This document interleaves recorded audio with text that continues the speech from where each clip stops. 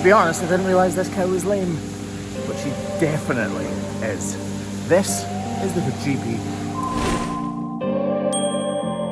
So the reason I know she's definitely lame is because this is oversized, and actually she's weeping out the back of her foot here. You can't see it yet, but in a few seconds or so, it'll be pretty obvious to us all. I'm going to start grinding off this foot, and as I do, we're all going to begin to see separation and bruising within the white line of this outer claw. I'm reducing the entire size of it because that overburdening, because of its size, is what's caused this problem. And now that we've got the bulk of the material removed, we can use this little tool to finish it off. As we do this model, you can see that bruising really coming through the sole. It's almost got the red stuff coming out of it. Not quite, but almost. So this isn't the problem. This isn't why she's lame or why I think she's lame. The bruising just tells us that that foot has been overburdened. There's been too much weight on it, and that is what's caused the problem. Just model this inside claw out as well. We get rid of this cracking hoof horn because it could materialise into a problem. We widen this interdigital space to allow slurry to get away. Right, that is the routine part of the trim done. Now it's on to fixing the problem and probably revealing it to you, because I bet you've not spotted it yet. So if we look in here and I push my finger against this periopal horn, this hoof horn here, you can see a rippling. Oh, actually, you can see that, that fluid coming out the back of our heel. And that fluid buildup will cause a lot of discomfort. Right, so we're not going to just whale on in and go at it at that heel. We're going to reduce the entire size of this heel. I'm fairly sure we will need a block, but right now we'll just concentrate on the problem at hand. This is the white line separation I was talking about earlier, and that is probably going to link all the way up with that little bit of periopal horn and the seepage you can see at the top. Seepage? That's a word I haven't used before. Well, not in this context. Just keep reducing this hoof horn, reanalyzing the foot as we do it. We don't want to go too deep and create a problem. The trouble is, this hoof horn is so soft, it's difficult to know what is flesh and what is just hoof horn. As you get to this part, you can actually see slightly through the hoof horn. Really difficult to see on camera. You can see the fluid moving around inside the foot.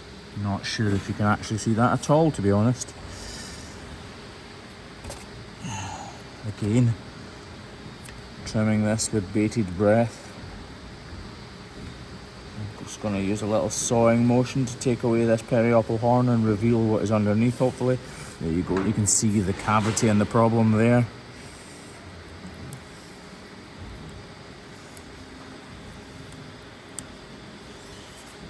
Okay, I think we'll just get that block in position right now, actually.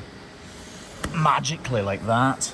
Speeds the process up, a little bit of magic here and there. Right, let's keep stripping away this hoof horn without hopefully going too deep. Doesn't look that major, this, but believe you me, it is definitely causing her pain. Like I say, I didn't see her walking, but I know from experience that anything like this causes a great deal of discomfort for the cows.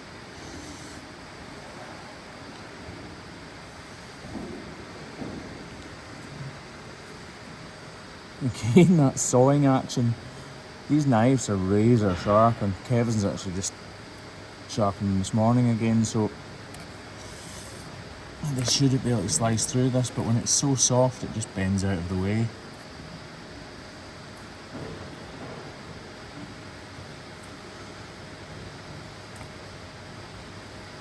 If you look from here, you can see this part of the hoof is still high because I haven't taken it down enough.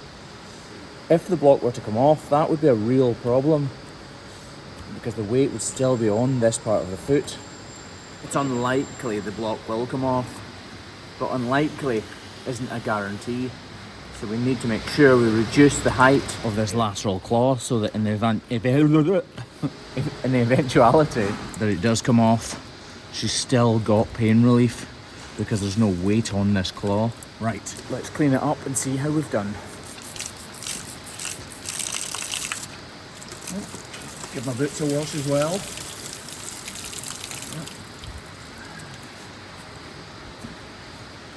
think actually there's still just that.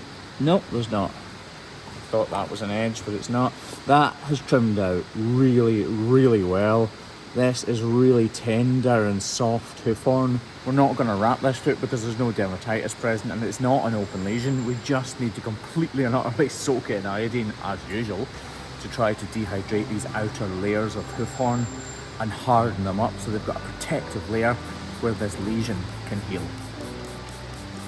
Lovely. Now, a lot of times when there is a build-up of fluid, it's much more dramatic than that.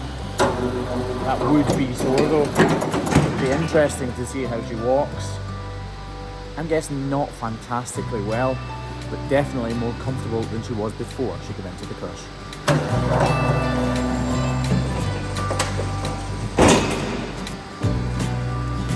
She's definitely not going to be on any catwalks anytime soon, but she is walking much better than I expected.